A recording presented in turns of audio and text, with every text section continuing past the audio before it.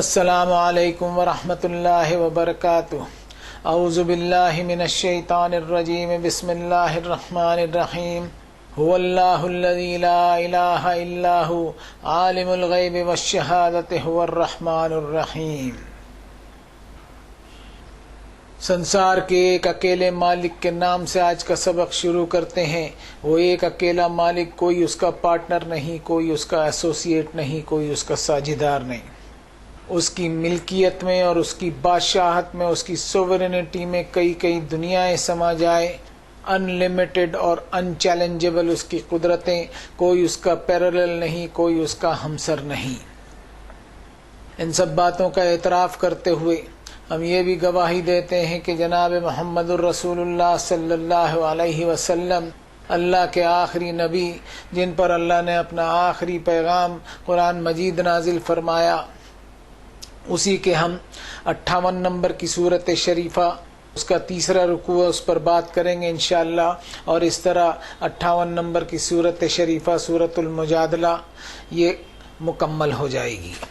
مضامین اس میں بہت گہرے ہیں اور ایسے مضامین ہیں کہ انسان اپنے آپ کو پہچانے اور اپنے ایمان کا وہ اسیسمنٹ کرے کہ اس کے ایمان کی کیا ویلیو ہے اور کیا اس کی سٹینڈنگ ہے۔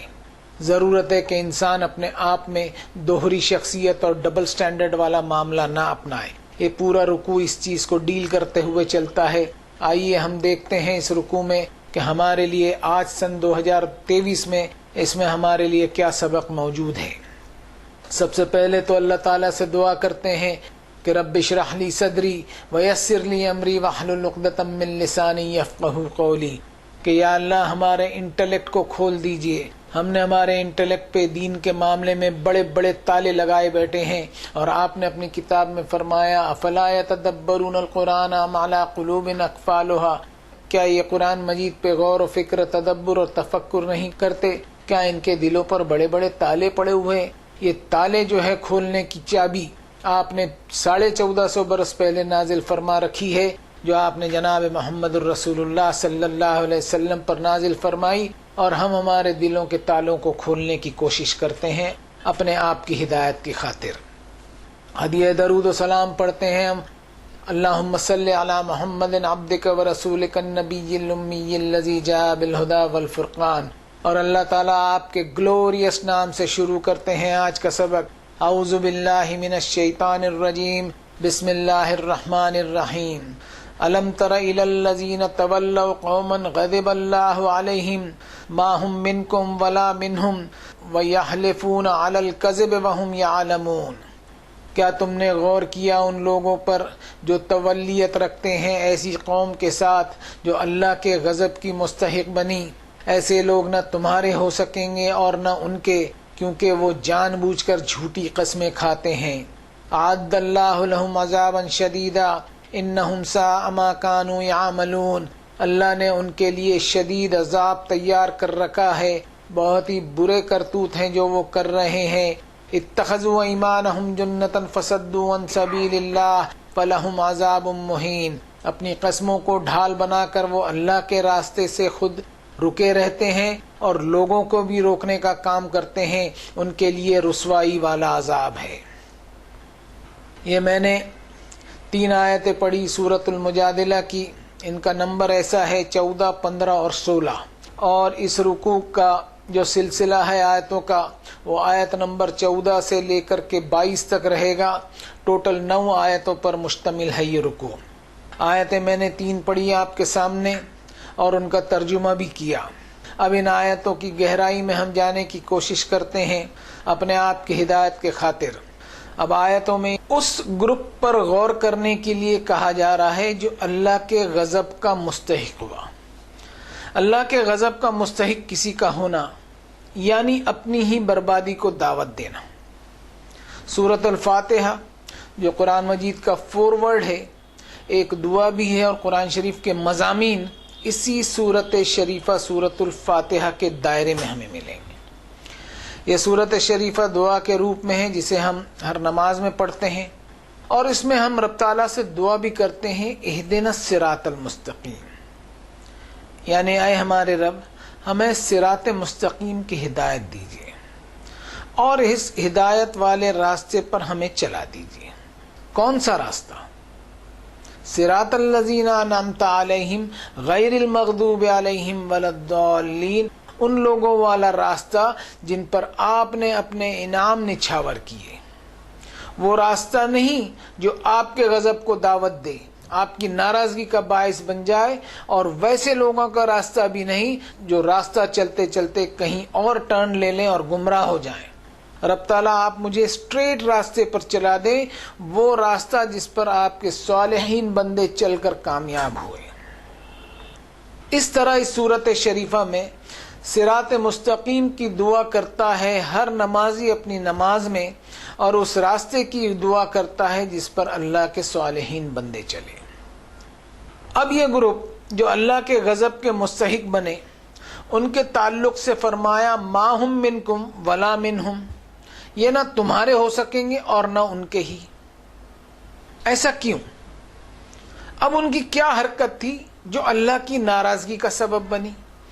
یہ بھی ہم ڈیٹیل پتہ کریں گے تو وہیں ہمیں ملیں گا وَيَحْلِفُونَ عَلَى الْكَذِبِ وَهُمْ يَعْلَمُونَ، وہ جان بوجھ کر جھوٹی قسمیں کھاتے ہیں۔ اور اتخذوا ایمانہم جنۃ فصدوا عن سبیل اللہ، اپنی قسموں کو اور اپنے ایمان کو ڈھال بنا کر وہ اللہ کے راستے سے روکنے کی کوشش کرتے ہیں، یعنی ایسی ایسی باتوں میں قسمیں اور اپنے ایمان کی دہائیاں پیش کرتے ہیں جن کا سرے سے کوئی حقیقت نہیں ہے۔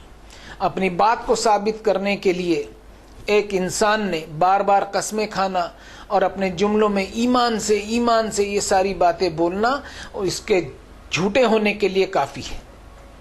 اب ایسے لوگوں کے لیے رسوائی والا عذاب ہے کہ اپنے جھوٹ کو چھپانے کے لیے اللہ کی قسم کھاتے ہیں، لوگوں کے دلوں میں شک کے بیج بوتے ہیں۔ ایک شخص قسم کھا کر اپنے جھوٹ کو سچ ثابت کرنے کی کوشش کرتا ہے تو اپنے جرم کو وہ ایڈیشنل ڈینجر اور سیریس بناتے چلتا ہے۔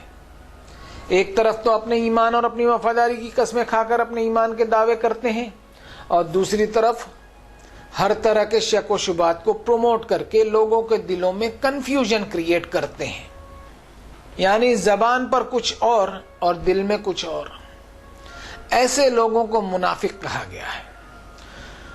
قرآن شریف کی ابتدا ہی میں ایسے لوگوں کے تعلق سے کہہ دیا گیا وَمِنَ النَّاسِ مَن يَقُولُ آمَنَّا بِاللَّهِ وَبِالْيَوْمِ الْآخِرِ وَمَا هُمْ بِمُؤْمِنِينَ، انسانوں میں سے کوئی ایسا بھی ہے جو کہتا ہے کہ ہم ایمان لائے اللہ پر اور یوم آخرت کے حساب پر، لیکن وہ اپنے ایمان میں ایماندار نہیں ہے، اور نہ ہی یوم آخرت یعنی قیامت کے حساب کی جواب دہی کے احساس سے بھی وہ ایماندار نہیں ہے۔ ایسے لوگ یخادعون اللہ والذین آمنوا وما یخدعون الا انفسهم وما یشعرون، وہ دھوکہ دینا چاہتے ہیں اللہ کو اور ان لوگوں کو جو ایمان لائے، لیکن ایسا کر کے وہ کسی کو دھوکہ نہیں دے رہے بلکہ اپنے آپ کو ہی دھوکہ دے رہے ہیں، اور انہیں اس کا شعور بھی نہیں، ان کا احساس بھی نہیں کہ وہ اس دھوکوں میں کتنے آگے نکل جاتے ہیں۔ اس حد تک کے آگے نکل جاتے ہیں کہ فی قلوبہم مرض فزادہم اللہ مرضا ولہم عذاب علیم بما کانوا یکذبون، کہ ان کے دلوں میں ڈبل سٹینڈرڈ والا روگ ایسا ہے تو اس دھوکے میں ایسے پڑے رہنے دیا اللہ نے، اور ان کے مرض کو اور ان کا جو روگ ہے یہ دھوکے بازی کا، اس کو ایسا بڑھا دیا کہ ان کے لیے دردناک عذاب ہے، اس لیے کہ وہ جھوٹے ہوئے جا رہے ہیں۔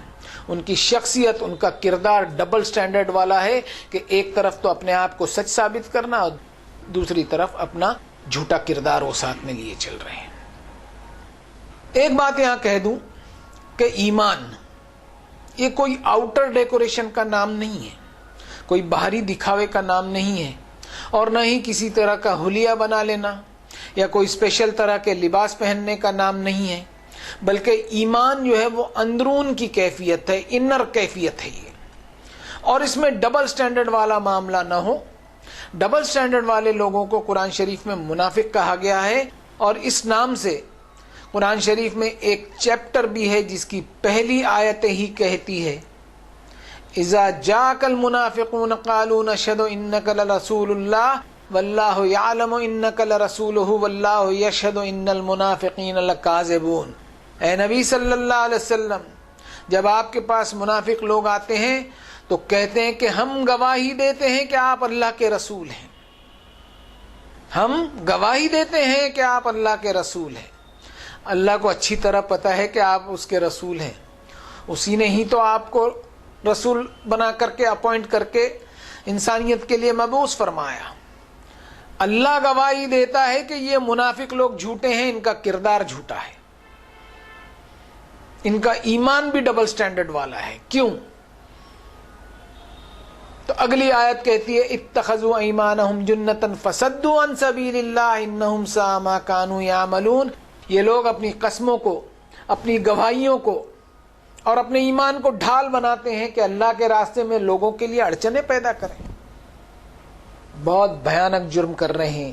ذالک بانہم آمنوا ثم کفروا فتطبع علی قلوبہم فہم لا یفقہون۔ اور اس کی وجہ یہ ہے کہ ایمان لاتے ہیں پھر بھی نافرمانی کرتے چلے جاتے ہیں، تو اللہ نے سیل مار دی ان کے دلوں پر، اب یہ کبھی اپنا انٹلیکٹ یوز نہیں کر پائیں گے۔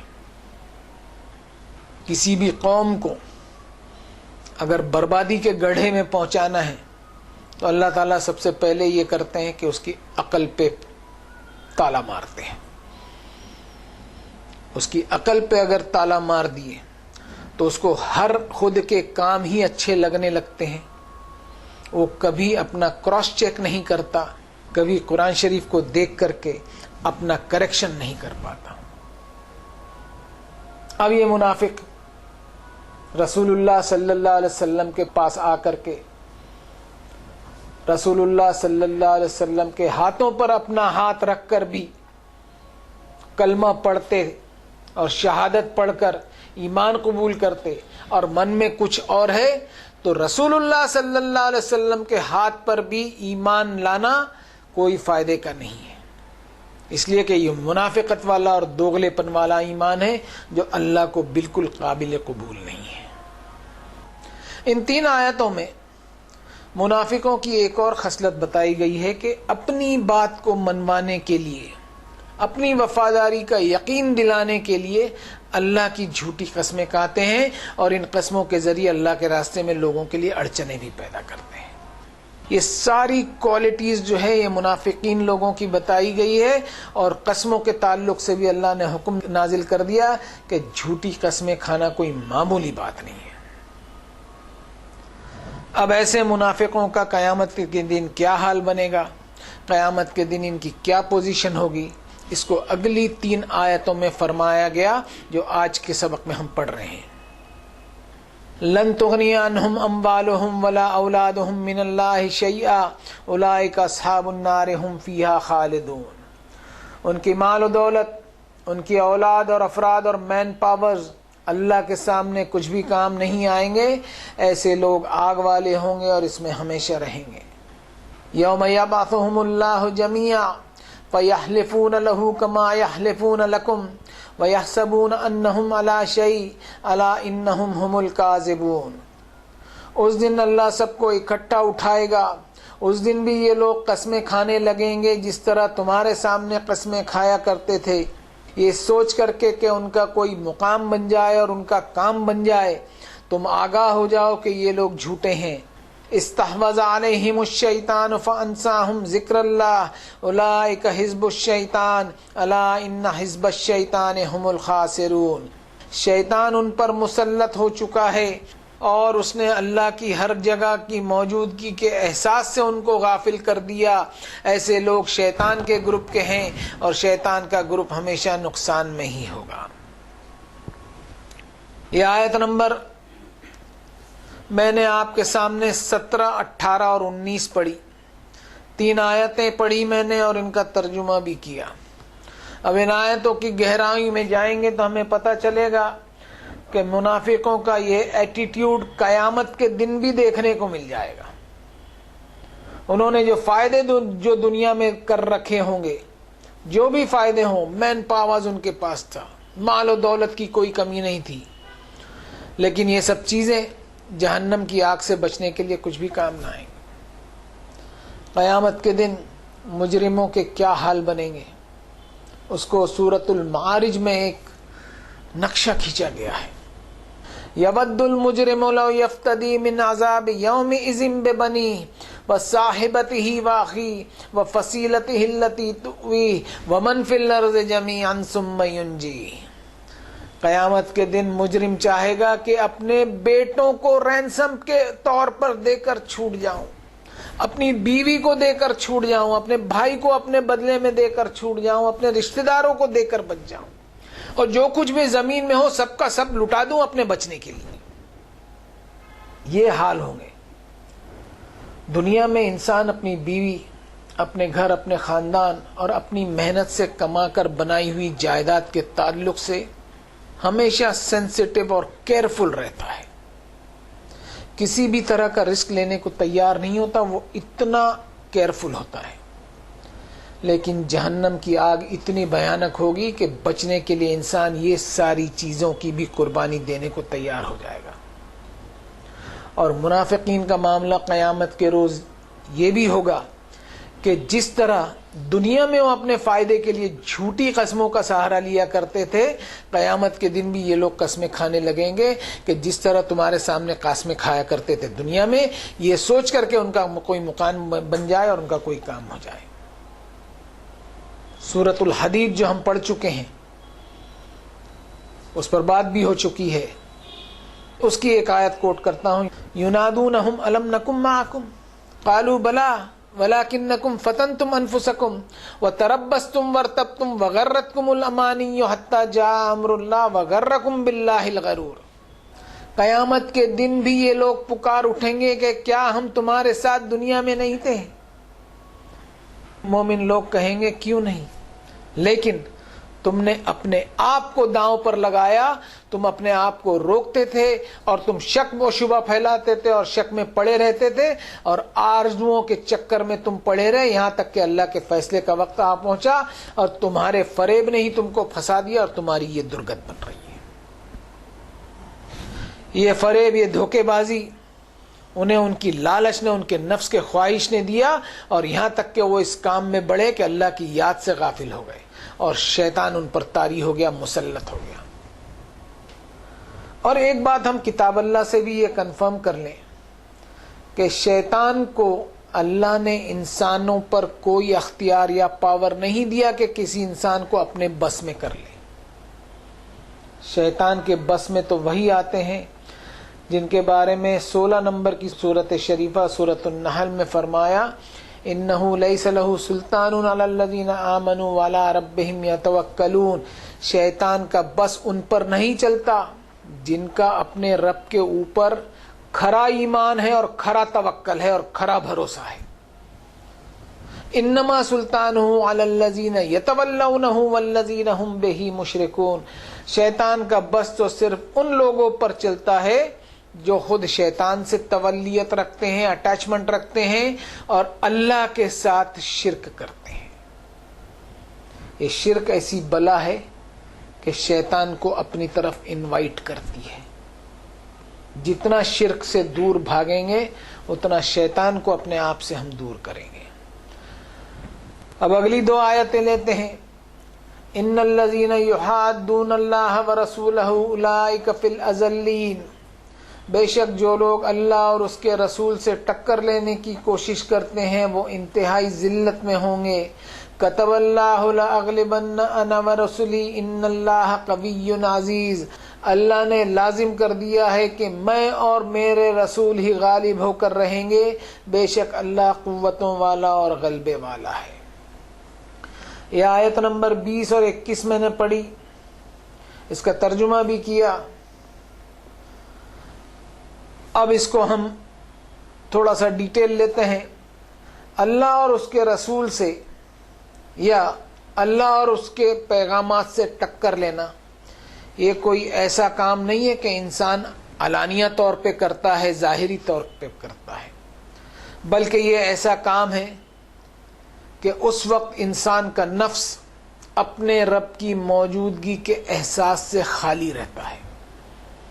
یہ بھی ایک انسان کی کیفیت بتائی گئی ہے۔ یہ ڈبل سٹینڈرڈ والا رول جو ہے، ایسے لوگ اللہ کی آیتوں کا مذاق اڑانے کا کام کرتے ہیں، اللہ کی آیتوں سے ٹکر لینے کا کام کرتے ہیں، اور ان کے لیے ذلت ہی ذلت ہوگی قیامت کے دن۔ اب رکوع کی آخری آیت لیتے ہیں، لا تجد قوما یؤمنون باللہ والیوم الآخر یوادون من حاد اللہ ورسولہ ولو كانوا آباءهم او ابناءهم او اخوانهم او عشیرتهم اولئک کتب فی قلوبهم الایمان وأیدهم بروح منہ ویدخلهم جنات تجری من تحتها الانہار خالدین فیہا رضی اللہ عنہم ورضوا عنہ اولئک حزب اللہ الا ان حزب اللہ هم المفلحون۔ یہ آیت نمبر 22 پڑھی میں نے، جو سورۃ المجادلہ کی آخری آیت ہے۔ اس کا ترجمہ کچھ اس طرح ہوگا، اللہ اور یوم آخرت کے ساتھ ایماندار لوگوں میں تم کبھی بھی یہ کوالٹی نہ پاؤ گے کہ وہ اس شخص سے رازدارانہ لگاؤ رکھیں جو اللہ اور اس کے رسول سے ٹکر لیتا ہو، چاہے وہ ان کے والدین، اولاد، بھائی یا قریبی رشتہ دار ہی کیوں نہ ہوں۔ یہ وہ لوگ ہیں جن کے دلوں پر اللہ نے ایمان لکھ دیا ہے اور اپنی طرف سے روح عطا کر کے ان کو قوت بخشی ہے، اور ان کو داخل کرے گا اللہ ایسی جنتوں میں جن کے نیچے نہریں جاری ہوں گی، جس میں ہمیشہ وہ رہیں گے۔ اللہ ان سے راضی ہوا اس لیے کہ اپنی زندگی میں وہ اللہ کی مرضی پر راضی رہے۔ ایسے لوگ اللہ کے گروپ سے ہیں، اور یاد رہے کہ اللہ کا ہی گروپ کامیابی پائے گا۔ یہ آیت میں نے پڑھ دی، ترجمہ بھی کیا۔ اب اس آیت میں ہم غور کریں کہ سب سے اہم بات ہے کہ یوادون کا ترجمہ کیا ہونا چاہیے۔ میں نے یہاں رازدارانہ لگاؤ لیا ہے۔ اگر یوادون کا ترجمہ ہم محبت لگاؤ یا دوستی کرتے ہیں تو میرے اعتبار سے یہ پرفیکٹلی سیٹ نہیں ہوتا، کیونکہ انسانی رشتے اللہ نے طے کر دیے ہیں۔ سارے رشتے اول الارحام والے رہیں گے، یعنی بلڈ ریلیشن شپ سے ہی بن سکیں گے، جیسا فرمایا وَأُولُو الْأَرْحَامِ بَعْضُهُمْ أَوْلَىٰ بِبَعْضٍ فِي کتاب اللہ۔ یہ سورۃ الانفال کی ایک آیت کا حصہ ہے کہ تمہارے خونی رشتے آپس میں ایک دوسرے پر ہر حال میں فوقیت رکھیں گے اور اہمیت رکھیں گے، جن کے بارے میں اللہ نے کتاب میں درج کر دیا ہے۔ یعنی رازداری نہ ہو، لیکن اپنے خونی رشتہ داروں کے حقوق، ان کے ادھیکار اس دنیا میں تمہیں برابر ادا کرنے ہی کرنے ہیں، اور اللہ کی کتاب رشتہ داریوں کے حقوق ادا کرنے میں اسلام کو بھی آڑے نہیں آنے دیتی۔